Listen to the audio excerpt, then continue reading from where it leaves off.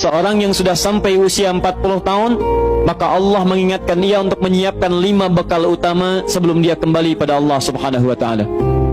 Hati-hati yang sudah sampai 40 tahun, jika anda belum memiliki satu di antara 5 ini, anda mesti khawatir. Dan ini peringatan dari Al-Quran. Baik, 1. Qala Rabbi awzi'ni an ashkura ni'mataka allati an'amta alayya wa ala walidayya. Amanat pertama, kata Allah, dia mesti memperbanyak doa kepada Allah Subhanahu wa ta'ala agar dibimbing. Banyak doa agar dibimbing mensyukuri nikmat hidup, plus bisa meningkatkan bakti pada orang tua. 1. Rabbi auzi'ni an ashkura ni'mataka allati an'amta alayya wa ala walidayya. Perhatikan baik-baik. Ya Allah, mohon bimbing saya untuk selalu bisa mensyukuri segala nikmat yang telah Engkau berikan pada saya sekarang, 1, dan pada kedua orang tua saya. Baik, jadi kalau sudah sampai usia 40 tahun, pertama, anda memohon doa kepada Allah untuk dibimbing terus bersyukur kepada Allah. Ini yang mau saya tegaskan. Lihat baik-baik. Apa itu syukur?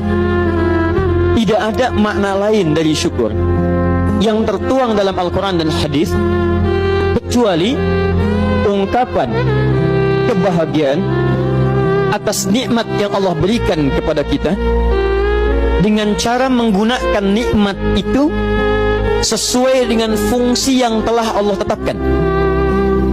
Misal, kita akan bersyukur dengan nikmat penglihatan mata. Anda diberikan 40 tahun dalam hidup, mata masih bisa melihat. Bagaimana mensyukuri nikmat mata? Kalau Anda ingin syukuri nikmat mata, maka yang paling singkat, gunakan nikmat mata ini sesuai dengan peruntukan yang telah Allah tetapkan. Fungsi yang telah Allah tetapkan. Apa fungsi mata? Masih ingat? Melihat yang baik-baik. Quran surah ke-24 ayat 30 untuk laki-laki, ayat 31 untuk perempuan. Qul lil mu'minina yaghuddu min absarihim.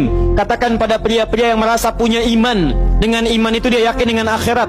Wabil akhirati hum yuqinun. Karena yakin dengan akhirat dia sadar akan pulang dan dia tahu nikmat matanya akan ditanya oleh Allah Subhanahu wa taala.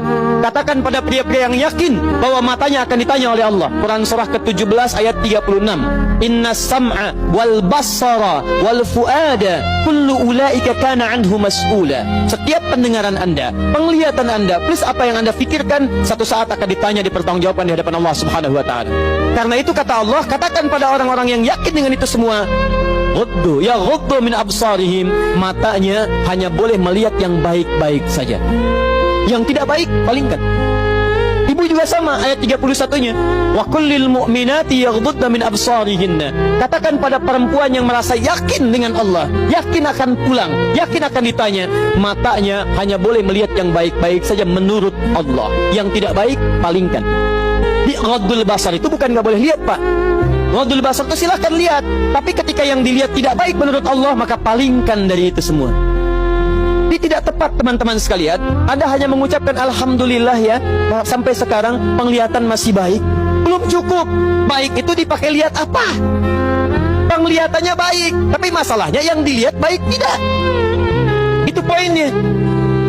Maaf, ada anak usia 4 tahun, Bu, Pak, tidak bisa melihat.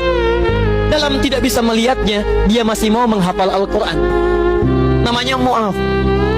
Tinggalnya di Asyut, adanya di Kaira, negaranya Mesir. Matanya nggak bisa lihat, tapi dia sampaikan pada bapaknya, Pak, saya ingin menghafal Quran.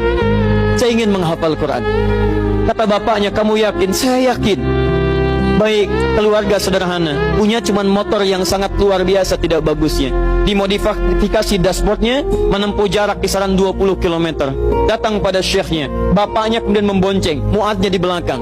Teman-teman sekalian, setiap berangkat datang pada syekh, dapat hafalan baru, bapaknya tulis ayatnya, disimpan di dashboardnya. Di jalan lihat ke sini, lihat ke jalan, lihat ke sini, lihat ke jalan. Mu'adz bacakan ayatnya, bapaknya mendengarnya. Secara singkat, tiba-tiba setelah itu fasenya berakhir, jadilah anak ini hafal Quran. Yang ngantar belum hafal Quran, yang diantar nggak bisa lihat hafal Quran.